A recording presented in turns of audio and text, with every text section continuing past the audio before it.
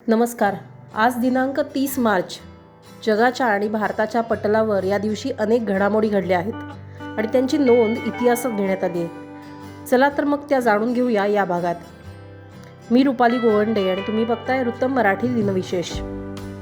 इतिहासाच्या पानांमध्ये आजच्या दिवसाचं विशेष महत्त्व आहे, कारण याच दिवशी 30 मार्च 1949 रोजी 22 संस्थानांचं विलिनीकरण करून राजस्थान राज्याची निर्मिती झाली होती. राजस्थान हे क्षेत्रफळाच्या दृष्टीनं देशातलं सर्वात मोठं राज्य म्हणून ओळखलं जातं. राजस्थानची राजधानी असलेलं जयपूर हे महाराजा सवाई जयसिंग द्वितीय यांनी निर्माण केलेलं होतं. जयसिंग यांनी 1699 ते 1744 पर्यंत जयपूरवर राज्य केलं. जयपूरला पिंक सिटी असंही म्हणतात.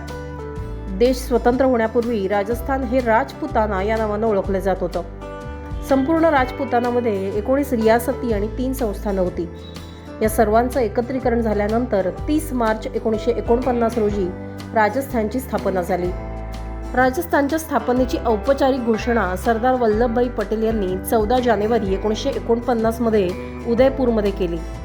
मात्र जयपूरमध्ये राहणाऱ्या विद्वानांनी एकमताने 30 मार्च 1949 हा या स्थापनेचा शुभ मुहूर्त असलेला दिवस म्हणून पाळण्याचा निर्णय घेतला.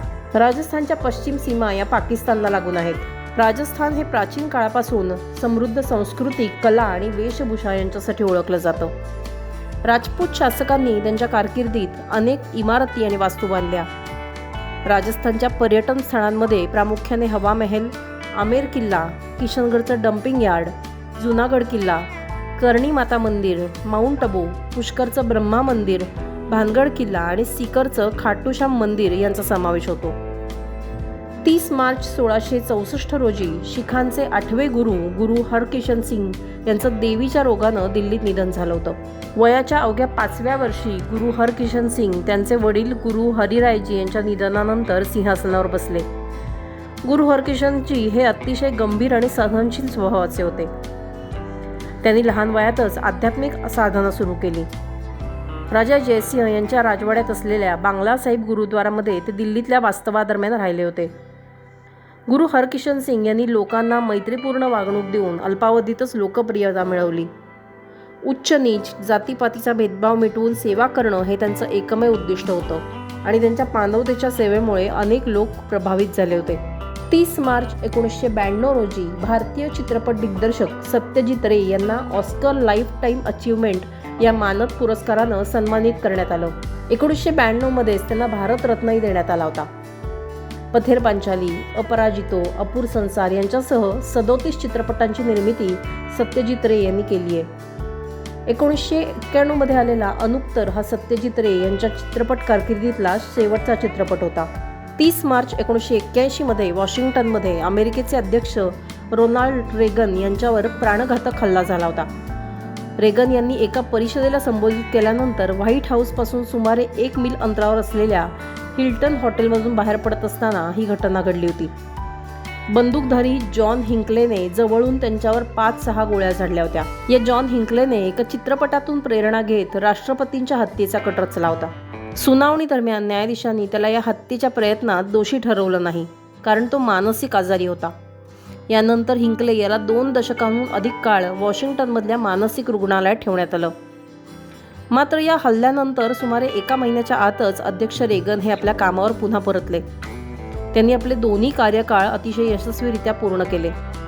तुम्हाला हे ऐकून आश्चर्य वाटेल, पण अमेरिकेत राष्ट्राध्यक्षांना दिलेली सुरक्षा ही जगातली सर्वात कडक सुरक्षा व्यवस्था असल्याचं सांगितलं जातं.